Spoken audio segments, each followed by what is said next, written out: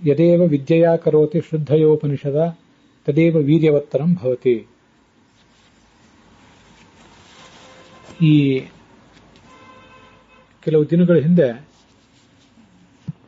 ಕೃಷ್ಣಾಷ್ಟಮಿ ಆಚರಣೆ ಕುರಿತಾಗಿ ಒಬ್ಬರು ನನಗೊಂದು ಜಿಜ್ಞಾಸೆಯನ್ನು ಮುಂದಿಟ್ಟಿದ್ರು. ಬೇರೆ ಬೇರೆ ಎಲ್ಲ ವಿಷಯಗಳ ಬಗ್ಗೆ ವಿಮರ್ಶೆ ಮಾಡಿದ್ದೀರಿ, ಕೃಷ್ಣಾಷ್ಟಮಿ ಬಗ್ಗೆ ಕೂಡ ಒಂದು ವಿಮರ್ಶೆ ಮಾಡಿ ನಮಗೊಂದು ಸರಿಯಾದ ನಿರ್ಧಾರ ಹೇಳಿ ಅಂತ. ನಾನು ಹೇಳಿದೆ, ನಾನು ನಿರ್ಧಾರ ಹೇಳಿದ್ರೆ ಅದು ಅನೇಕ ಜನ ಈಗಾಗಲೇ ಹೇಳಿದ್ದಾರೆ, ಅದರಲ್ಲಿ ಇನ್ನೊಂದು ಆಗ್ತದಷ್ಟೇ ಹೊರತು ನಾನು ಮಾಡಿದ ಅಂತಿಮ ಅಂತೇನು ಆಗೋದಿಲ್ಲ. ಮತ್ತೆ ಇದ್ರ ಬಗ್ಗೆ ಇದಮಿತ್ತಂ ಅಂತ ನಿರ್ಣಯ ತಗೊಳ್ಳಿಕ್ಕೆ ಬೇಕಾದಂತಹ ಸಾಮರ್ಥ್ಯನೂ ಕೂಡ ನನಗಿಲ್ಲ ಅಂತ ನಾನು ಅವರಿಗೆ ಅದನ್ನು ಹೇಳಿದೆ. ಈಗ ಮೊನ್ನೆ ಒಂದು 2-3 ದಿವಸದ ಹಿಂದೆ ಏನು ಕೃಷ್ಣಾಷ್ಟಮಿ ಬಂತು, ಆಗ ಉತ್ತರಾದಿ ಮಠಕ್ಕೆ ಇವತ್ತು ಪೂರ್ಣ ಉಪವಾಸ, ನಾಳೆ ರಾತ್ರಿ ಭೋಜನ, ಈ ಥರದೊಂದು ಇತ್ತು. ಉಳಿದ ರಾಘವೇಂದ್ರ ಮಠ, ವ್ಯಾಸರಾಜ ಮಠ ಮತ್ತು ಉಡುಪಿ ಮಠ ಇತ್ಯಾದಿಗಳಿಗೆಲ್ಲ ಮಾರನೇ ದಿವಸ ಮಾತ್ರ ಉಪವಾಸ ಇತ್ತು. ಇಂಥ ಸಂದರ್ಭದಲ್ಲಿ ಅನೇಕ ಥರದ ಗೊಂದಲಗಳು, ಅದನ್ನು ಹೇಗೆ ಆಚರಿಸಬೇಕು ಅನ್ನೋದ್ರ ಬಗ್ಗೆ ಇದೆಲ್ಲ ಎಲ್ಲರಲ್ಲಿಯೂ ಏರ್ಪಟ್ಟಿತ್ತು. ಉತ್ತರಾದಿ ಮಠಕ್ಕೆ ಇವತ್ತು ಪೂರ್ಣ ಉಪವಾಸ ಮತ್ತೆ ನಾಳೆ ರಾತ್ರಿ ಭೋಜನ ಅನ್ನೋದು 45 ನಂತರ ಅಂತ ಏನಿತ್ತು, ಹಾಗಿದ್ರೂ ಕೂಡ ಅನೇಕ ಜನ ಉತ್ತರಾದಿ ಮಠದವರು ತಮ್ಮ ಕುಲಕ್ರಮಾಗತವಾದ ಸಂಪ್ರದಾಯದಂತೆ ಉಪವಾಸ ಒಂದು ದಿವಸ ಇದ್ದು ಅದರ ಮಾರನೇ ದಿವಸವೇ ಪ್ರಾತರೇವ ಹಿ ಪಾರಣಂ ಅಂತ, ಸರ್ವೇಶಾಂ ಉಪವಾಸಾನಂ ಪ್ರಾತರೇವ ಹಿ ಪಾರಣಂ ಅಂತ ಪ್ರಾತಃ ಕಾಲದಲ್ಲೇ ಪಾರಾಯಣ ಮಾಡಿಬಿಟ್ರು, ಪಾರಾಯಣ ಮಾಡಿ ಮುಗಿಸಿಬಿಟ್ರು. ನಾನು ಕೂಡ ಹಾಗೆ ಮಾಡಿದೆ. ಅದು ಕೇಳುವವರಿಗೆ ತಮ್ಮೆಲ್ಲರಿಗೂ ಗೊತ್ತಿರಬೇಕು. ಕೆಲವರು ಮಾತ್ರ ರಾತ್ರಿವರೆಗೆ, ಕೆಲವರು ಅಂದ್ರೆ ಅನೇಕ ಜನ ಹಾಗೆ ಮಾಡಿದ್ದಿರಬೇಕು ಪ್ರಾಯ, ಕೇವಲ ಕೆಲವರು ಅಂತ ಏನು ಹೇಳಬೇಕಾಗಿಲ್ಲ. ಈ ಮೊದಲನೇ ದಿವಸ ಉಪವಾಸ ಏನಿತ್ತು ಆವಾಗ ಅದು ಸಪ್ತಮಿ ವಿದ್ಧವಾಗಿತ್ತು. ಸಪ್ತಮಿ ಸ್ಪರ್ಶ ಇರುವಂತಹ ಅಷ್ಟಮಿ ದಿವಸ ಉಪವಾಸ ಮಾಡಿಬಿಟ್ರೆ ಮಹಾ ನರಕ ಅಂತ ಕೆಲವರು ಒಂದು ಪ್ರಮಾಣ ಶ್ಲೋಕವನ್ನ ಮುಂದಿಟ್ರು. ಆದ್ರಿಂದ ಹಿಂದಿನ ದಿವಸ ಉಪವಾಸ ಯಾವ ಕಾರಣಕ್ಕೂ ಸಲ್ಲದು, ಮಾರನೇ ದಿವಸವೇ ಉಪವಾಸ ಮಾಡಿ ಆವತ್ತೇ ರಾತ್ರಿ ಅರ್ಘ್ಯ ಕೊಟ್ಟು ಅದರ ಮಾರನೇ ದಿವಸ ಪಾರಣ ಮಾಡಬೇಕು ಅಂತ ಹೀಗೆ ಕೆಲವ್ರದ್ದು ಅಭಿಪ್ರಾಯ ಆಗಿತ್ತು. ಈ ಮಾರನೇ ದಿವಸ, ಆ ಸೋಮವಾರ ದಿವಸ ಏನು ಉಪವಾಸ ಮಾಡಿದ್ರು, ಆ ಸೋಮವಾರ ದಿವಸ ಉಪವಾಸ ಮಾಡಿ ಅವತ್ತು ರಾತ್ರಿ ಅರ್ಘ್ಯ ಕೊಡುವವರಿಗೆ ಆ ಸಂದರ್ಭದಲ್ಲಿ ಅಷ್ಟಮಿ ತಿಥಿ ಅನ್ನುವುದೇ ಇಲ್ಲ. ಆದ್ರಿಂದ ಅವರೇ ಆ ಸಂದರ್ಭದಲ್ಲಿ ಅರ್ಘ್ಯ ಹೇಗೆ ಕೊಡ್ತಾರೆ, ಅರ್ಘ್ಯ ಕೊಡುವುದೇನಿದ್ರು ಹಿಂದಿನ ದಿವಸವೇ ಕೊಡಬೇಕಾಗಿತ್ತು ಅಂತ ಮತ್ತೆ ಕೆಲವ್ರದ್ದು ಅಭಿಪ್ರಾಯ ಆಗಿತ್ತು. ಹೀಗೆ ಒಬ್ಬೊಬ್ರು ಒಂದೊಂದು ಥರ ಅದನ್ನು ಪ್ರತಿಪಾದನೆ ಮಾಡ್ತಾ ಬಂದರು. ಅದಕ್ಕೊಂದು ಕೊನೆಯೇ ಇಲ್ಲದಂತಾಯ್ತು. ಕೆಲವರು ಸಮಾಧಾನ ಆಗದೆ ಇವತ್ತು ಒಂದು ದಿವಸ ಪೂರ್ಣ ಉಪವಾಸ ಇದ್ದು ರಾತ್ರಿ ಅರ್ಘ್ಯ ಕೊಟ್ಟು ಮಾರನೇ ದಿವಸ ಪೂರ್ಣ ಉಪವಾಸ ಇರ್ಲಿಕ್ಕೂ ಆಗದೆ ಬಿಡಲಿಕ್ಕೂ ಆಗದೆ ಮಧ್ಯಾಹ್ನ ಊಟ ಮಾಡಿದವರಿದ್ದಾರೆ. ಅಣ್ಣ ತಮ್ಮಂದರಲ್ಲಿ ಒಬ್ಬೊಬ್ರು ಒಂದೊಂದು ಥರ ಮಾಡಿದವರಿದ್ದಾರೆ, ಗಂಡ ಹೆಂಡಂದ್ರಲ್ಲಿ ಒಬ್ಬೊಬ್ರು ಒಂದೊಂದು ಥರ ಮಾಡಿದವರೆಲ್ಲ ಇದ್ದಾರೆ. ಅನೇಕ ಥರದ ಗೊಂದಲಗಳಿಗೆ ಒಳಗಾಗಿ ನನ್ನೂ ಕೂಡ ಕೆಲವರು ಕೇಳಿದ್ರು. ಅದಕ್ಕೆ ಇದೊಂದು ಸ್ಪಷ್ಟೀಕರಣ ನಾನು ಕೊಡಬೇಕಾಗಿರುವಂಥದ್ದು. ಯಥಾವತ್ ಕರ್ಮ ಕರ್ತುಸ್ತು ಜ್ಞಾನ ಸಹಾಯಕಾರಕಂ ಅನ್ಯಥಾ ಕುರುವತಃ ಕರ್ಮ ನಿರಯಾಯ ಭವಿಷ್ಯತಿ ತಥಾಪಿ ಕರ್ಮ ನಿಂದಂತಿ ನಯತಃ ಕರ್ತುಮಂಜಸ ಶಕ್ಯಂ ಬಹುತ್ವಾತ್ ಜ್ಞಾನಫಲಸ್ಯ ಮೋಹನಾಯವ ಅಂತ ಭಾಗವತ ತಾತ್ಪರ್ಯದಲ್ಲಿ ಒಂದು ಮಾತು ಕೇಳಿ ಬರ್ತದೆ. ಯಾರು ಅತ್ಯಂತ ಯಥಾರ್ಥ ಜ್ಞಾನ ಪೂರ್ವಕವಾಗಿ ಕರ್ಮ ಮಾಡ್ತಾನೆ ಅವನಿಗೆ ಆ ಮಾಡಿದ ಕರ್ಮ ಜ್ಞಾನಕ್ಕೆ ಸಹಾಯ ಆಗ್ತದೆ. ಸರ್ವಂ ಕರ್ಮ ಅಖಿಲಂ ಪಾರ್ಥ ಜ್ಞಾನೇ ಪರಿಸಮಾಪ್ಯತೆ ಅಂತ ಹೇಳುವಂತೆ ಜ್ಞಾನ ಬರಲಿಕ್ಕೆ ಆ ಕರ್ಮ ಮಾಡಿದ ಸಹಾಯಕ ಆಗ್ತದೆ. ಅನ್ಯಥಾ ಕುರುವತಃ ಕರ್ಮ, ಯಥಾರ್ಥ ಜ್ಞಾನವಿಲ್ಲದೆ ಕರ್ಮಗಳನ್ನು ಮಾಡಿದರೆ ನಿರಯಾಯ ಭವಿಷ್ಯತಿ, ನರಕಕ್ಕೆ ಹೋಗ್ತಾನೆ ಮನುಷ್ಯ ಅಂತ ಎಚ್ಚರಿಸಿದೆ ಭಾಗವತ ತಾತ್ಪರ್ಯನೂ ಕೂಡ. ಯದೇವ ವಿದ್ಯೆಯಾ ಕರೋತಿ ಶುದ್ಧಯಾ ಉಪನಿಷದ ಯಾವುದನ್ನ ಜ್ಞಾನಪೂರ್ವಕವಾಗಿ ಮಾಡ್ತಾನೆ, ಶುದ್ಧೆಯಿಂದ ಮಾಡ್ತಾನೆ, ಅದೇ ವೀರ್ಯವತ್ತರ ಆಗ್ತದೆ ಅಂತ ಕೂಡ ಕೇಳಿ ಬರ್ತದೆ. ಇಷ್ಟೆಲ್ಲ ಮಹತ್ವ ಇದೆ ಈ ಕರ್ಮಾಚರಣೆಗೆ. ಕರ್ಮಾಚರಣೆಯಿಂದ ಅಂತಃಕರಣ ಶುದ್ಧವಾಗಿ ಸ್ವಚ್ಛವಾದ ಜ್ಞಾನ ಬರಲಿಕ್ಕೆ ಅನುಕೂಲ ಆಗ್ತದೆ. ಆದ್ರಿಂದ ಯಜ್ಞೋ ದಾನಂ ತಪಃಕರ್ಮ ನತ್ಯಾಜ್ಯಂ ಕಾರ್ಯಮೇವ ತತ್ ಅಂತ ಭಗವದ್ಗೀತಾದಲ್ಲಿ ಕೂಡ ಹೇಳೋದು. ಯಜ್ಞ, ದಾನ, ತಪಸ್ಸು ಮೊದಲಾದ ಎಲ್ಲಾ ಕರ್ಮಗಳನ್ನು ಕೂಡ ಯಾವ ಕಾರಣಕ್ಕೂ ಬಿಡುವಂತಿಲ್ಲ. ಆ ಎಲ್ಲಾ ಕರ್ಮಗಳನ್ನು ಮಾಡಲೇಬೇಕು ಅಂತ. ಈ ಹಿಂದೆ ಹೇಳಿದ ಭಾಗವತ ತಾತ್ಪರ್ಯದ ಮುಂದೆ ವರೆದ ಒಂದೆರಡು ಸಾಲುಗಳಿವೆ. ತಥಾಪಿ ಕರ್ಮ ನಿಂದಂತೆ ನಯತಃ ಕರ್ತು ಮಂಜಸ ಶಕ್ಯಂ. ಕೆಲವು ಕಡೆ ಕರ್ಮವನ್ನ ಬೈದಿರುವುದು ಕಾಣಿಸ್ತದೆ, ಕರ್ಮವನ್ನ ನಿಂದಿಸಿರುವುದು ಕಾಣಿಸ್ತದೆ. ನಾಸ್ತ್ಯ ಕೃತಃ ಕೃತೇನ. ಈ ಶಾಶ್ವತವಾದಂತಹ ಮೋಕ್ಷ ಯಾವತ್ತೂ ಕೂಡ ಕರ್ಮಾಚರಣೆಯಿಂದ ಸಿಗುವಂಥದ್ದಲ್ಲ. ಹೀಗೆಲ್ಲ ಅದನ್ನ ನಿರಾಕರಣೆ ಮಾಡಿರುವುದು ಕೂಡ, ಆ ಕರ್ಮದ ಮಹತ್ವವನ್ನು ನಿರಾಕರಣೆ ಮಾಡಿರುವುದು ಕೂಡ ಕಾಣಿಸ್ತದೆ. ಹಾಗಾದ್ರೆ ಕರ್ಮದ ನಿಂದನೆ ಯಾಕೆ ಅಂದ್ರೆ, ನಯತಃ ಕರ್ತು ಮಂಜಸ ಶಕ್ಯಂ. ಕರ್ಮವನ್ನು ಪೂರ್ಣವಾಗಿ ಮಾಡುವುದು ನಮಗೆ ಸಾಧ್ಯ ಇಲ್ಲ. ಬಹುತ್ವಾತ್ ಜ್ಞಾನ ಫಲಸ್ಯ. ಯಾವತ್ತೂ ಜ್ಞಾನದ ಫಲ ಅಂತನ್ನೋದು ಹೆಚ್ಚಾಗಿರ್ತದೆ. ಮತ್ತು ಮೋಹನಾಯವ. ಕರ್ಮವನ್ನು ಮಾಡಬೇಕೇ ಬೇಡವೇ, ಕರ್ಮ ಮಹತ್ವದ್ದೇ, ಜ್ಞಾನ ಮಹತ್ವದ್ದೇ ಅನ್ನುವಂಥ ಒಂದು ಮೋಹ ಆ ಕೇಳುವವರಿಗೆ ಹುಟ್ಟಬೇಕು. ಆ ಗೊಂದಲವನ್ನು ಪರಿಹಾರ ಮಾಡಿಕೊಂಡು ಮುಂದುವರಿಯುವುದು ಯಾರಿಗೆ ಸಾಧ್ಯವೋ ಅವರು ಮಾತ್ರ ಅದರಲ್ಲಿ ಉತ್ತೀರ್ಣರಾಗಬೇಕು. ಉಳಿದವರಲ್ಲಿ ಎಡವಿ ಬೀಳಬೇಕು. ಇದು ಜಗತ್ತಿನ ವ್ಯವಸ್ಥೆ, ಪರಮಾತ್ಮನ ಒಂದು ಸಂಕಲ್ಪ ಕೂಡ ಹಾಗಿರ್ತದೆ. ಇಲ್ಲಿ ನಾವು ಗಮನಿಸಬೇಕಾದ್ದೇನು, ನಾವು ಸಪ್ತಮಿ ಸ್ಪರ್ಶ ಇರುವಂತಹ ಅಷ್ಟಮಿ ದಿವಸ ಉಪವಾಸ ಮಾಡಿಬಿಟ್ರೆ ನರಕಕ್ಕೆ ಹೋಗ್ತದೆ ಅಂತ ಹೇಳುವವರಾಗಲಿ, ಮುಂದೆ ಮಾರನೇ ದಿವಸ ಅಷ್ಟಮಿ ತಿಥಿಯೇ ಇಲ್ಲ ಆವಾಗ ಅರ್ಘ್ಯ ಕೊಡೋದು ಹೇಗೆ ಅಂತ ಇನ್ನು ಕೆಲವ್ರದ್ದು ವಾದ ಆಗಲಿ, ಇವೆಲ್ಲ ಇದೆಯಲ್ಲ, ನಾವೆಲ್ಲರೂ ಮನಗಾಣಬೇಕೇನು, ನಯತಃ ಕರ್ತು ಮಂಜಸ ಶಕ್ಯಂ. ಕರ್ಮವನ್ನ ಪರಿಪೂರ್ಣವಾಗಿ ಮಾಡಲಿಕ್ಕೆ ಯಾರಿಗೂ ಕೂಡ ಸಾಧ್ಯವಿಲ್ಲ. ಹಾಗೆ ನೋಡಿದ್ರೆ ನಮ್ಮಂಥವರಿಗೆ ಪೂರ್ಣವಾದ ಜ್ಞಾನವನ್ನು ಗಳಿಸುವುದು ಸಾಧ್ಯ ಇಲ್ಲವೇ ಇಲ್ಲ. ಜ್ಞಾನವನ್ನು ಗಳಿಸುವುದು, ಕರ್ಮವನ್ನು ಮಾಡುವುದು ಎರಡೂ ನಮಗೆ ಅತ್ಯಂತ ಕಷ್ಟದ ಕೆಲಸಗಳೇ ನಮಗೆ. ಆದರೆ ಬೇರೆ ಯಾರ್ದೋ ಜ್ಞಾನ, ಬೇರೆ ಯಾರ್ದೋ ಕರ್ಮ, ಅದಕ್ಕೆ ನಾವು ನಮ್ಮನ್ನು ಕಂಪೇರ್ ಮಾಡ್ಕೊಳ್ಬೇಕಾಗಿಲ್ಲ. ನಾನು ಒಬ್ಬ ವ್ಯಕ್ತಿ ಎಷ್ಟು ಜ್ಞಾನವನ್ನು ಗಳಿಸಬಲ್ಲೆ, ಅಷ್ಟು ಪ್ರಮಾಣದ ಕರ್ಮವನ್ನು ಕೂಡ ನನಗೆ ಮಾಡ್ಲಿಕ್ಕೆ ಸಾಧ್ಯ ಆಗೋದಿಲ್ಲ. ನೀವು ಎಷ್ಟು ಪ್ರಮಾಣದ ಜ್ಞಾನವನ್ನು ಗಳಿಸಬಲ್ರಿ, ಅದಕ್ಕೆ ಸಮಾನ ಪ್ರಮಾಣದ ಕರ್ಮವನ್ನು ಮಾಡುವುದು ನಿಮಗೂ ಸಾಧ್ಯವಿಲ್ಲ.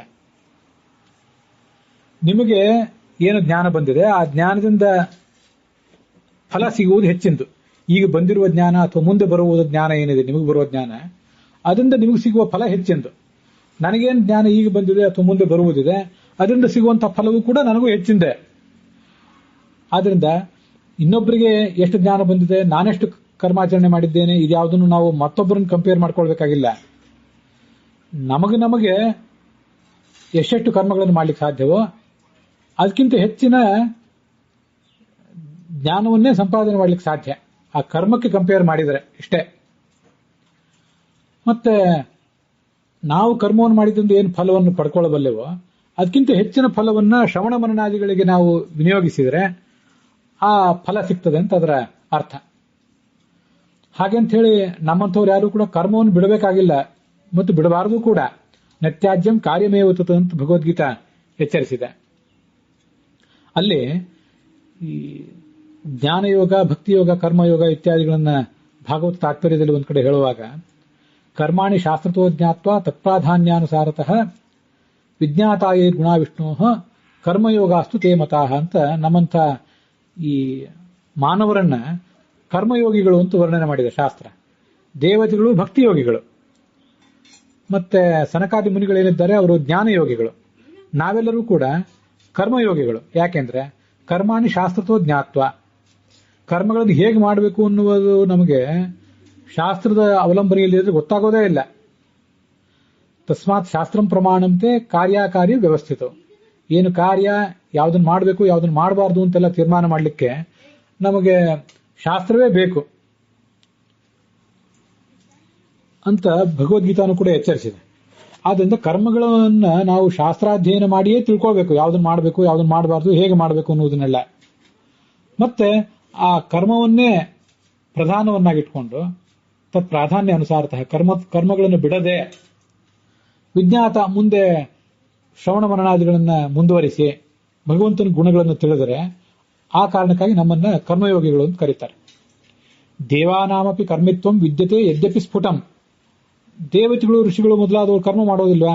ಕರ್ಮವನ್ನು ಅವರು ಮಾಡೇ ಮಾಡ್ತಾರೆ. ತಥಾಪಿ ಪ್ರತ್ಯವಾಯಿತ್ವಾತ್ ಮನುಷ್ಯ ಕರ್ಮವೇದಿನ ಅಂತ ಆ ಭಾಗವತ ತಾತ್ಪರ್ಯದ ಮುಂದುವರೆದ ಭಾಗ. ಕರ್ಮವನ್ನು ಬಿಟ್ರೆ ಮನುಷ್ಯನಿಗೆ ಎಷ್ಟು ಪಾಪಗಳಿವೆಯೋ, ತೊಂದರೆಗಳಿವೆಯೋ, ಅಷ್ಟು ಸಮಸ್ಯೆಗಳು ದೇವತೆಗಳಿಗಿಲ್ಲ. ಆದ್ರಿಂದ ಅವರನ್ನ ಭಕ್ತಿಯೋಗಿಗಳು ಅಂತ ಕರೀತಾರೆ, ಋಷಿಗಳನ್ನ ಜ್ಞಾನಯೋಗಿಗಳು ಅಂತ ಕರೀತಾರೆ, ನಮ್ಮನ್ನ ಕರ್ಮಯೋಗಿಗಳು ಅಂತ ಕರೀತಾರೆ. ಹೀಗೆ ಕರ್ಮಯೋಗಿಗಳಾದಂತಹ ನಾವು ಮನುಷ್ಯರು ಯಾವತ್ತೂ ಕೂಡ ಕರ್ಮವನ್ನು ಹೇಗೆ ಮಾಡಬೇಕು ಅನ್ನೋದನ್ನು ಶಾಸ್ತ್ರದ ಮೂಲಕವೇ ತಿಳ್ಕೋಬೇಕು. ನಮಗೆ ಮೂಲತಃ ಒಂದು ಇಂಟ್ಯೂಷನ್ ಅನ್ನುವುದೇ ಇಲ್ಲ. ನಮ್ಮ ಸಹಜ ಪ್ರವೃತ್ತಿ ಇವೆಲ್ಲವೂ ಕೂಡ ತುಂಬಾ ಘಾತಕವಾದದ್ದೇ. ದೇವತೆಗಳು ವೇದಾದಿ ಶಾಸ್ತ್ರಗಳ ಅವಲಂಬನೆ ಇಲ್ಲದೇನೆ ಭಗವಂತನ ಗುಣಗಳನ್ನು ತಿಳ್ಕೊಳ್ಳಬಲ್ಲವರು ಅಂತ ಭಾಗವತ ತಾತ್ಪರ್ಯ ಹೇಳ್ತದೆ. ಭಗವದ್ಗುಣಾನುಸಾರೇಣ ವೇದಾರ್ಥೋ ನೀಯತೆ ಹಿ ಐಹಿ ಭಕ್ತಿಯೋಗಾಸ್ತು ತೇ ಜ್ಞೇಯಾ ತಾದೃಶಾಹಿ ಸುರಾಹ ಮತಾಹ ಅಂತ. ತಮ್ಮ ಇಂಟ್ಯೂಷನ್ ಮೂಲಕವೇ, ಸ್ವಚ್ಛವಾದ ಅಂತಃಕರಣದ ಮೂಲಕವೇ ಭಗವಂತನನ್ನು ತಿಳ್ಕೊಳ್ಳುವ ಶಕ್ತಿ ಇರ್ತದೆ, ಶಾಸ್ತ್ರದ ಅವಲಂಬನೆ ಇಲ್ಲದೇನೆ ದೇವತೆಗಳಿಗೆ. ಮುಂದೆ ಹಾಗೆ ಭಗವಂತನ ಗುಣಗಳನ್ನು ಮೊದಲು ತಿಳಿದು ಶಾಸ್ತ್ರವನ್ನು ಓದುವ ಪ್ರಸಂಗ ಬಂದಾಗ ಶಾಸ್ತ್ರದಲ್ಲಿ ತಾವು ಮೊದಲೇ ತಿಳಿದ ಗುಣಗಳನ್ನು ಶಾಸ್ತ್ರದಲ್ಲಿ ಆಮೇಲೆ ಕಾಣುತ್ತಾರಷ್ಟೇ. ಆದ್ರಿಂದ ಅವರು ಭಕ್ತಿಯೋಗಿಗಳು. ಆದರೆ ಸನಕಾದಿ ಕೆಲವು ಋಷಿಗಳು ಇತ್ಯಾದಿಗಳೇನಿದ್ದಾರೆ, ಅಂಗಾನುಸಾರ ವೇದಾರ್ಥಂ ಜ್ಞಾತ್ವಾ ತದನುಸಾರತಃ ವಿಜ್ಞಾತಾಯೈರ್ ಗುಣಾ ವಿಷ್ಣೋ ಜ್ಞಾನಯೋಗಾಸ್ತು ತೇ ಮತಾಃ. ಷಡಂಗ ಸಮೇತವಾದ ವೇದವನ್ನು ಓದಿ ಆ ವೇದದ ಬೆಳಕಿನಲ್ಲಿಯೇ ಗುಣಗಳನ್ನು ಕಾಣ್ತಾರೆ. ವೇದಗಳನ್ನು ಓದದೆ, ಶಾಸ್ತ್ರಗಳನ್ನು ಓದದೆ ಗುಣವನ್ನು ತಿಳ್ಕೊಳ್ಳುವ ಶಕ್ತಿ ಅವರಿಗೆ ಇರೋದಿಲ್ಲ. ಇದು ಆ ಯೋಗಿಗಳ ಕಥೆ. ಆದ್ರಿಂದ ಅವರನ್ನು ಜ್ಞಾನಯೋಗಿಗಳು ಅಂತ ಕರೀತಾರೆ. ದೇವತೆಗಳನ್ನು ಭಕ್ತಿಯೋಗಿಗಳು ಅಂತ ಕರೀತಾರೆ. ನಮ್ಮನ್ನೆಲ್ಲರನ್ನು ಕೂಡ ಕರ್ಮಯೋಗಿಗಳು ಅಂತ ಕರೀತಾರೆ. ದೇವತೆಗಳು ಮೊದಲಾದವರಿಗೆ ಕರ್ಮವನ್ನು ಹೇಗೆ ಮಾಡಬೇಕು ಅನ್ನುವ ಸಂಗತಿಯಾಗಲಿ, ಅಥವಾ ಭಗವಂತನ ಹಿರಿಮೆ ಗರಿಮೆಗಳು ಎಂಥದ್ದು ಅನ್ನೋದಾಗಲಿ ಶಾಸ್ತ್ರದ ಅವಲಂಬನೆ ಇಲ್ಲದೆ ತಾನಾಗೇ ತಿಳಿಯುತ್ತದೆ. ಆದರೆ ಮನುಷ್ಯರಿಗೆ ಅದು ತಿಳಿಯೋದೇ ಇಲ್ಲ. ಅದಕ್ಕಾಗಿ ಗೀತಾ ಪ್ರಸ್ಥಾನದಲ್ಲಿ ಆಚಾರ್ಯರು ಕೂಡ ತುಂಬಾ ಸುಂದರವಾದಂತಹ, ನಮಗೆಲ್ರಿಗೂ ತುಂಬಾ ಎಚ್ಚರಿಕೆಯನ್ನು ಕೊಡುವಂತಹ ಒಂದು ಮಾತನ್ನು ಹೇಳ್ತಾರೆ. ಬ್ರಹ್ಮಣಸ್ತು ಪ್ರಾಯೋನ ಪ್ರತಿಭಾಸಿತಂ ವಿಷ್ಣು ಪ್ರೀತ್ಯರ್ಥಮೇವಾಸ್ಯ ಶ್ರೋತವ್ಯಂ ಪ್ರಾಯತೋ ಹರೇಹೆ. ಚತುರ್ಮುಖ ಬ್ರಹ್ಮನಿಗೆ ಪ್ರಾಯ ತಿಳಿಯೋದ ಸಂಗತಿ ಏನೂ ಇಲ್ಲ. ಆದರೆ ಭಗವಂತನಿಗೆ ಪ್ರೀತಿ ಆಗಲಿ ಅಂತ ಒಂದಿಷ್ಟು ಅವನು ಶ್ರವಣ ಮಾಡ್ತಾನಂತೆ. ಅನ್ಯೇಷಾಂ ಶ್ರವಣಾಜ್ಞಾನಂ ಕ್ರಮಶೋ ಮಾನುಷೋತ್ತರಂ. ಚತುರ್ಮುಖ ಬ್ರಹ್ಮನಿಂದ ಕೆಳಗೆ ಬಂದಂತೆ ಈ ಶ್ರವಣದ ಮೇಲಿನ ಅವಲಂಬನೆ ಹೆಚ್ಚಾಗ್ತದೆ, ಡಿಪೆಂಡೆನ್ಸಿ ಹೆಚ್ಚಾಗ್ತದೆ. ಮೇಲ್ಮೇಲೆ ಹೋದಂತೆ ಶ್ರವಣದ ಮೇಲಿನ ಅವಲಂಬನೆ ಕಡಿಮೆ. ಯಾಕಂದ್ರೆ ಸ್ವಾಭಾವಿಕವಾಗಿ ಅವರಿಗೆ ಅವರ ಆತ್ಮದ ಆ ಶಕ್ತಿಗೆನೆ, ಸಾಕ್ಷಿಯ ಶಕ್ತಿಗೆನೆ ಗುಣಗಳನ್ನು ತಿಳ್ಕೊಳ್ಳುವ ಶಕ್ತಿ ಇರ್ತದೆ. ಆ ಶಕ್ತಿ ನಮಗಿರೋದಿಲ್ಲ. ಆದ್ರಿಂದ ನಮಗೆ ಶ್ರವಣದ ಮೇಲಿನ ಡಿಪೆಂಡೆನ್ಸಿ ಹೆಚ್ಚು. ಅನ್ಯೇಷಾಂ ಶ್ರವಣಾಜ್ಞಾನಂ, ಉಳಿದವರೆಲ್ಲರಿಗೂ ಕೂಡ ಶ್ರವಣದಿಂದಲೇ ಜ್ಞಾನ ಬರಬೇಕು. ಕ್ರಮಶಃ ಮಾನುಷೋತ್ತರಂ, ಮನುಷ್ಯರಲ್ಲಿ ಅದು ಅತ್ಯಂತ ಹೆಚ್ಚು, ಶ್ರವಣದ ಮೇಲಿನ ಅವಲಂಬನೆ ಹೆಚ್ಚು. ಅದಕ್ಕಾಗಿ ತಸ್ಮಾತ್ ಶಾಸ್ತ್ರಂ ಪ್ರಮಾಣಂತೆ, ಮನುಷ್ಯರಾಗಿ ಹುಟ್ಟಿದವರೆಲ್ಲರಿಗೂ ಶಾಸ್ತ್ರವೇ ಪ್ರಮಾಣ, ಏನು ಕಾರ್ಯ ಏನು ಅಕಾರ್ಯ ಅಂತ ತೀರ್ಮಾನ ಮಾಡಲಿಕ್ಕೆ. ಮತ್ತೆ ತೇ ಮನುಷ್ಯ ಮೂಲತಃ ದೇವತೆಯೇ ಇಂದ್ರನೇ ಆಗಿದ್ರು ಕೂಡ, ದೇವರಾಜನೇ ಆಗಿದ್ರು ಕೂಡ, ತೇ ಈಗ ಮನುಷ್ಯ ಜನ್ಮದಲ್ಲಿ ಮನುಷ್ಯ ದೇಹದಲ್ಲಿ ಹುಟ್ಟಿರುವಂತಹ ನಿನಗೆ ಅರ್ಜುನನಿಗೂ ಕೂಡ ಶಾಸ್ತ್ರವೇ ಆಧಾರ, ಏನ್ ಮಾಡಬೇಕು ಏನ್ ಮಾಡಬಾರ್ದು ಅಂತ ಅನ್ನೋದಕ್ಕೆ. ಅತ್ಯಲ್ಪ ಪ್ರತಿಭಾನತ್ವಾತ್ ಮನುಷ್ಯಾ ಶ್ರುತವೇದಿನಃ. ಪ್ರತಿಭಾಶಕ್ತಿ, ಇಂಟ್ಯೂಷನ್ ಅನ್ನುವುದು ಈ ಜಗತ್ತಿನಲ್ಲಿ ಅತ್ಯಂತ ಕಡಿಮೆ ಇರುವುದು ಈ ಹ್ಯೂಮನ್ ಬೀಯಿಂಗ್ಸಿಗೆ, ಈ ಹುಲುಮಾನವರಿಗೆ. ಅತ್ಯಂತ ಹೆಚ್ಚಿರುವುದು ದೇವತೆಗಳಿಗೆ. ಆದ್ರಿಂದ ನಮ್ಮ ಮೂಲ ಸಾಕ್ಷಿಯ ಸಾಮರ್ಥ್ಯಕ್ಕೆ ಆ ಶಾಸ್ತ್ರಗಳ ಅವಲಂಬನೆ ಇಲ್ಲದೆ ಹೋದ್ರೆ ಈ ಕರ್ಮವನ್ನು ಹೇಗೆ ಮಾಡಬೇಕು, ಭಗವಂತನ ಹಿರಿಮೆ ಗರಿಮೆಗಳೆಂಥವು, ಭಗವಂತ ಇದ್ದಾನೋ ಇಲ್ವೋ, ಇವು ಯಾವ ಸಂಗತಿಗಳನ್ನು ಕೂಡ ಅರ್ಥ ಮಾಡ್ಕೊಳ್ಳಿಕ್ಕೆ ಆಗೋದಿಲ್ಲ. ಪ್ರತಿಭಾಶಕ್ತಿ, ಬುದ್ಧಿಶಕ್ತಿ, ವಿಮರ್ಶಾಶಕ್ತಿ ಅನ್ನುವುದು ಅತ್ಯಂತ ಕಡಿಮೆ ಇರುವುದು ಈ ಮನುಷ್ಯನಿಗೆ. ಆದ್ರಿಂದ ಅವರು ಶ್ರುತವೇದಿನಃ. ಯಾವತ್ತೂ ಕೂಡ ಇನ್ನೊಬ್ಬರು ಗುರುಗಳಾದವರು ಬೋಧನೆ ಮಾಡಿದ್ದನ್ನ ತಿಳಿದುಕೊಂಡೇ ಮುಂದುವರಿಬೇಕಾದವರು. ಶ್ರವಣವನ್ನು ಯಾವತ್ತೂ ಕೂಡ ನೀವು ಕಡೆಗಣಿಸಬಾರದು. ಶ್ರವಣ, ಮನನ, ಧ್ಯಾನ. ಶೃಣುಯಾದ್ ಯಾವದ್ ಅಜ್ಞಾನಂ, ಬ್ರಹ್ಮಸೂತ್ರ ಭಾಷ್ಯ ಅದನ್ನು ಹೇಳ್ತದೆ. ಎಲ್ಲಿವರೆಗೆ ಅಜ್ಞಾನ ಅನ್ನುವುದು ನಿಮಗಿದೆಯೋ ಅಲ್ಲಿವರೆಗೂ ಶ್ರವಣ ಮಾಡ್ತಾನೇ ಇರಬೇಕು. ಶ್ರವಣ ಮಾಡಿಯೇ ಯಾವ ಕರ್ಮವನ್ನು ಮಾಡಬೇಕು, ಯಾವುದನ್ನು ಮಾಡಬಾರದು, ಭಗವಂತನ ಹಿರಿಮೆ ಗರಿಮೆಗಳೆಂಥವು, ಭಗವಂತನ ಅಸ್ತಿತ್ವದಿಂದ ಹಿಡಿದು ಅತ್ಯಂತ ಸೂಕ್ಷ್ಮ ರಹಸ್ಯಗಳವರೆಗೆ ಪ್ರತಿಯೊಂದನ್ನು ಕೂಡ ಶ್ರವಣ, ಮನನ ಇತ್ಯಾದಿಗಳ ಮೂಲಕ ನಾವು ದೃಢಪಡಿಸ್ಕೋತಾನೇ ಇರಬೇಕು. ಶ್ರವಣ ಮಾಡಬೇಕು. ಶೃಣುಯಾದ್ ಯಾವದ್ ಅಜ್ಞಾನಂ ಮತಿರಿ ಯಾವದ್ ಅಯುಕ್ತತ. ಮಾಡಿದ ಶ್ರವಣ, ಯಾಕೋ ಈ ಶ್ರವಣ ಮಾಡಿದ ಈ ವಿಷಯ, ಶ್ರುತವಾದ ಈ ವಿಷಯ ನಮಗಿನ್ನೂ ಯಾಕೋ ಮನವರಿಕೆ ಆಗಿಲ್ಲ ಅಂತ ಸ್ವಲ್ಪ ಮನಸ್ಸಿನಲ್ಲಿ ಅಳುಕು ಇದ್ದರೂ ಆವಾಗಲೂ ಮತ್ತೆ ಮನನ ಮಾಡ್ತಾನೆ ಇರಬೇಕು. ಮನನವನ್ನು ಬಿಡುವಂತೆಯೇ ಇಲ್ಲ. ಮನುಷ್ಯರ ಈ ಜ್ಞಾನವೆಂಬ ದೀಪ ತುಂಬಾ ಚಂಚಲವಾದದ್ದು. ಆದ್ದರಿಂದ ಅದಕ್ಕೆ ಬಹಳಷ್ಟು ಮುತುವರ್ಜಿ, ಒಂದು ಜಾಗರೂಕತೆ ಬೇಕು ಈ ಜ್ಞಾನ ದೀಪವನ್ನ ರಕ್ಷಣೆ ಮಾಡಲಿಕ್ಕೆ. ಧ್ಯಾನಂತೂ ಯಾವ ದೀಕ್ಷಾ ಸ್ಯಾತ್. ಮುಂದೆ ಧ್ಯಾನವನ್ನು ಕೂಡ ಗಾಯತ್ರಿ ಮೊದಲಾದ ಮಂತ್ರಗಳಿಂದ ಜಪ ಮಾಡುವಾಗ ಧ್ಯಾನವನ್ನು ಕೂಡ ಭಗವಂತನ ಸಾಕ್ಷಾತ್ಕಾರ ಆಗುವ ತನಕವೂ ಈ ಧ್ಯಾನವನ್ನು ಯಾವತ್ತೂ ಮುಂದುವರಿಸ್ತಾನೆ ಇರಬೇಕು. ಅದನ್ನು ಅವನು ಬಿಡುವಂತೆಯೇ ಇಲ್ಲ ಮನುಷ್ಯನಾದವನು. ಹೀಗೆ ಆ ಪ್ರಾರಬ್ಧ ಕರ್ಮ, ನಾವು ಕರ್ಮಯೋಗಿಗಳು, ಕರ್ಮವೇ ನಮ್ಮ ಸಾಧನೆಯಲ್ಲಿ ಪ್ರಧಾನ ಪಾತ್ರ ವಹಿಸುವಂಥದ್ದು. ಆದರೆ ಆ ಕರ್ಮವನ್ನು ಕೂಡ ಹೇಗೆ ಮಾಡಬೇಕು, ಹೇಗೆ ಮಾಡಬಾರ್ದು ಅಂತ ಅನ್ನೋದ್ರ ಬಗ್ಗೆ ನಮಗೆ ಸ್ಪಷ್ಟವಾದ ನಿರ್ಧಾರವನ್ನು ತಗೊಳ್ಳಿಕ್ಕೆ ಇವತ್ತು ಆಗದೇ ಇರುವಂತಹ ಪರಿಸ್ಥಿತಿ ಬಂದಿದೆ. ನರಕಕ್ಕೆ ಹೋಗಿಬಿಡ್ತೀವಿ ಅಂತ ನಾವು ಬಹಳ ಭಾರಿ ಭಯ ಪಡ್ತೀವಲ್ಲ. ನಾನು ಹೀಗೆ ಸಪ್ತಮಿ ಸ್ಪರ್ಶ ಇರುವಂತಹ ಅಷ್ಟಮಿ ದಿವಸ ಉಪವಾಸ ಮಾಡಿಬಿಟ್ರೆ ನರಕಕ್ಕೆ ಹೋಗ್ತಾರೆ ಅಂತ ಶಾಸ್ತ್ರದ ಮಾತು ಕೇಳಿ ಬರ್ತದಲ್ಲ, ಇದೇನ್ ಮಾಡೋದು ಅಂತ ನನ್ನ ಅವರೊಬ್ರು ಕೇಳಿದ್ರು. ನಾನು ನರಕಕ್ಕೆ ಹೋಗುವುದಂತೂ ಇದ್ದದ್ದೇ, ನಾನಂತೂ ಹೋಗುವವನೇ, ಹೋಗ್ತೀನಿ, ಕರ್ಕೊಂಡು ಹೋಗ್ತಾರೆ. ನಾನು ಹೋಗದೇ ಇದ್ರು, ನಾನು ಬರೋಲ್ಲ ಅಂತ ಏನಾದ್ರೂ ಹಠ ಮಾಡಿದ್ರು ಕೂಡ ನನ್ನನ್ನು ಎಳ್ಕೊಂಡು ಹೋಗ್ತಾರೆ ನರಕಕ್ಕೆ. ಯಾಕಂದ್ರೆ ಬೇರೆ ಬೇರೆ ಪಾಪಗಳನ್ನ ಮಾಡಬಾರ್ದನ್ನ ಮಾಡಿದ್ದೇನೆ, ಮಾಡಬೇಕಾದನ್ನ ಮಾಡಿಲ್ಲ. ಈ ಎಲ್ಲ ಪಾಪಗಳು ನಮ್ಮಲ್ಲಿ ಇದ್ದೇ ಇದೆ. ನಮ್ಮಲ್ಲಿ ಅನೇಕ ಜನರಿಗೆ ನರಕಕ್ಕೆ ಹೋಗದೇ ಇರುವಷ್ಟು ಪರ್ಫೆಕ್ಟ್ ಆಗಿ ನಾವು ಕರ್ಮಗಳನ್ನು ಮಾಡಿಯೇ ಬಿಡ್ತೇವೇನೋ ಅನ್ನುವಂಥ ಒಂದು ತರಾತುರಿ, ಅಂಥ ಒಂದು ಆತ್ಮವಿಶ್ವಾಸ ಇದ್ದಂತೆ ಕಾಣಿಸ್ತದೆ. ಹಾಗಾಗೋದಿಲ್ಲ. ನಮಗೆ ಕರ್ಮಗಳನ್ನು ಮಾಡ್ಲಿಕ್ಕೆ ಬರೋದೇ ಇಲ್ಲ. ನಾವು ನರಕಕ್ಕೆ ಹೋಗುವುದು ನಿಶ್ಚಿತ. ಹೇಗೆ ನಿಶ್ಚಿತ ಅಂತಂದ್ರೆ, ನಾವು ವೇದಾಧ್ಯಯನ ಕೈ ಬಿಟ್ಟಿದ್ದೇವೆ, ಈಗಾಗಲೇ ನಾವು ನರಕಕ್ಕೆ ಹೋಗುವುದು ನಿಶ್ಚಿತವೇ, ಅದ್ರ ಬಗ್ಗೆ ಸಂಶಯ ಬೇಡ. ಕಾಮಕ್ರೋಧ, ರಾಗ, ದ್ವೇಷ ಮೊದಲಾದವುಗಳನ್ನು ಮನಸ್ಸಿನಲ್ಲಿ ತುಳುಕುವಷ್ಟು ತುಂಬಿಕೊಂಡಿದ್ದೇವೆ. ನರಕಕ್ಕೆ ಹೋಗುವುದು ನಿಶ್ಚಿತ. ನಾನು ಅನೇಕ ಬಾರಿ ಹೇಳೋದಿದೆ, ನೀವು ಯಾವ ಕೆಲವು ಪಾಪಗಳ ಬಗ್ಗೆ ಹೇಳ್ತಿದ್ದೀರಿ, ಆ ಪಾಪಗಳು ನಮಗೆ ಬಂದು ಅಂಟುತ್ತವೆ, ನಾವು ನರಕಕ್ಕೆ ಹೋಗ್ಬೇಕಾಗ್ತದೆ ಅನ್ನೋದು ನಿಶ್ಚಿತ. ಆದ್ರೆ ನೀವು ಹೇಳ್ತಿರುವ ಪಾಪಗಳೇನಿವೆ ಅಲ್ಲ, ನಾನೀಗಾಗಲೇ ಮಾಡಿರುವ ಪಾಪಗಳು, ನಾನು ಅಂತ ಹೇಳ್ತಿದ್ದೀನಿ, ನಾವು ಅಂತ ಹೇಳ್ತಾ ಇಲ್ಲ. ಉಳಿದವರ ಗೊಡವೆ ನನಗೆ ಬೇಡ. ನಾನು ಈಗಾಗಲೇ ಮಾಡಿರುವ ಪಾಪಗಳೇನಿವೆ, ಆ ಪಾಪಗಳು ನನಗೆ 1 ಲಕ್ಷನೋ 2 ಲಕ್ಷ ವರ್ಷನೋ ಏನಾದರೂ ನರಕದಲ್ಲಿ ದುಃಖ ಕೊಡ್ಲಿಕ್ಕೆ ಸಾಕಾಗುವಷ್ಟಿವೆ ಅಂತ ತಿಳ್ಕೊಳ್ಳಿ.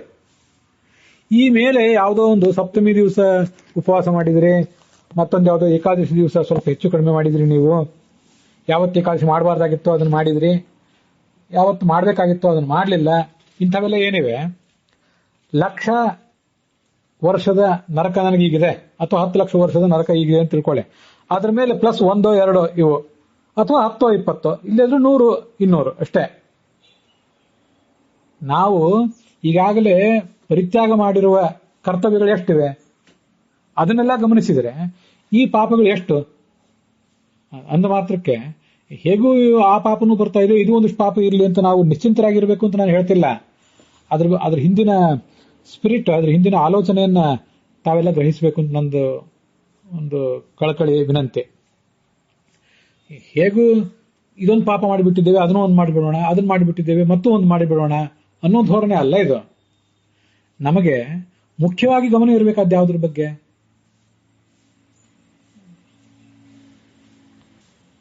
ಬ್ರಾಹ್ಮಣೇನ ನಿಷ್ಕಾರಣಂ ಷಡಂಗಃ ವೇದ ಅಧ್ಯೇತವ್ಯ ಅಧ್ಯಾಪನೀಯಶ್ಚ. ಮತ್ಯಾರೇ ಸನ್ಮಾನ ಮಾಡ್ತಾರೆ, ಸಂಭಾವನೆ ಕೊಡ್ತಾರೆ ಅಥವಾ ಜೀವನೋಪಾಯ ಕಲ್ಪಿಸ್ತಾರೆ ಅನ್ನುವಂಥ ಯಾವುದೇ ನಿರೀಕ್ಷೆ ಇಲ್ಲದೇನೆ ಯಾರು ಏನು ಕೊಡ್ಲಿ ಬಿಡ್ಲಿ ಭಗವಂತ ಕೊಡ್ತಾನೆ, ಕೊಡುವಾಗ ಕೊಡ್ತಾನೆ, ಕಿತ್ಕೊಳ್ಳುವಾಗ ಕಿತ್ಕೊಳ್ತಾನೆ. ಮತ್ತೆ ಏನನ್ನು ಕೊಡಬೇಕು ಅಂತ ಅವನೇ ತೀರ್ಮಾನ ಮಾಡ್ತಾನೆ, ಎಷ್ಟು ಕೊಡಬೇಕು ಅಂತ ಅವನೇ ತೀರ್ಮಾನ ಮಾಡ್ತಾನೆ. ಆ ಒಂದು ಭಾವನೆಯಿಂದ ಷಡಂಗ ವೇದ, ಅಂಗ ಸಮೇತವಾದ ವೇದವನ್ನು ನಾನು ಓದಬೇಕು ಮತ್ತು ಇನ್ನೊಬ್ಬರಿಗೆ ಪಾಠ ಹೇಳಬೇಕು, ಅದು ಮುಖ್ಯ ಕರ್ತವ್ಯ.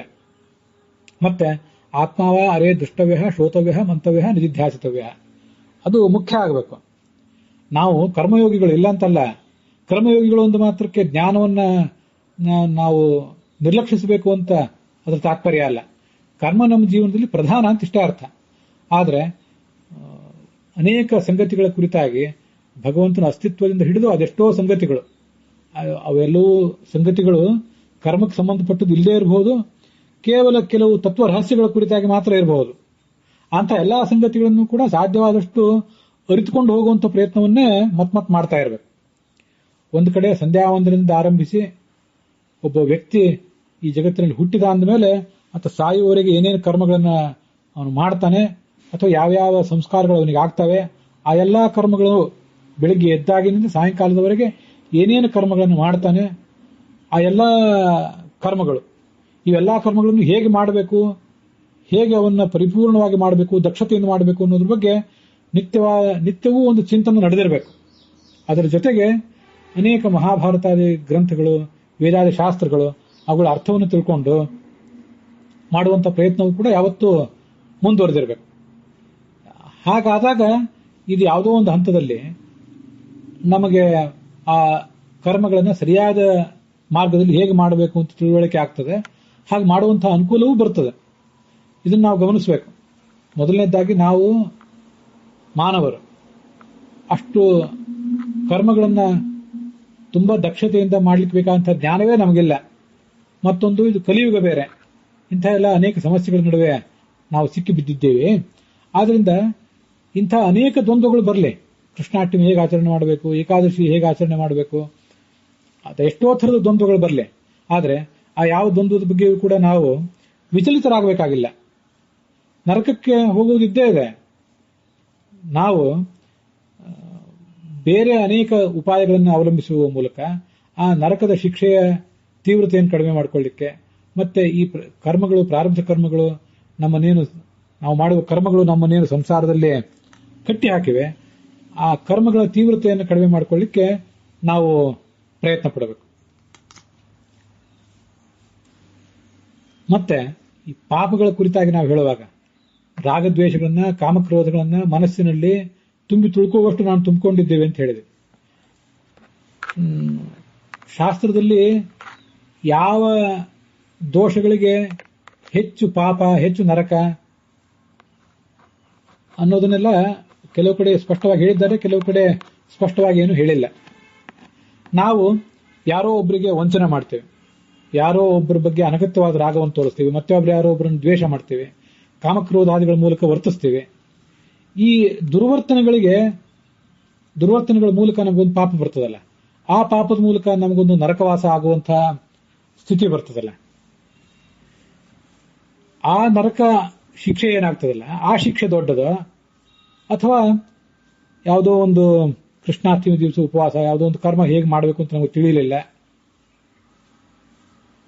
ಪ್ರಾಮಾಣಿಕತನದಿಂದ ಅದನ್ನು ತಿಳ್ಕೊಳ್ಬೇಕು ಅಂತ ಪ್ರಯತ್ನ ಮಾಡಿದ್ವಿ ನಾವು, ಅಂತ ಕಳಕಳಿಯೂ ಇದೆ, ಆದರೂ ಪೂರ್ಣವಾಗಿ ಮಾಡ್ಲಿಕ್ಕೆ ಆಗಲಿಲ್ಲ.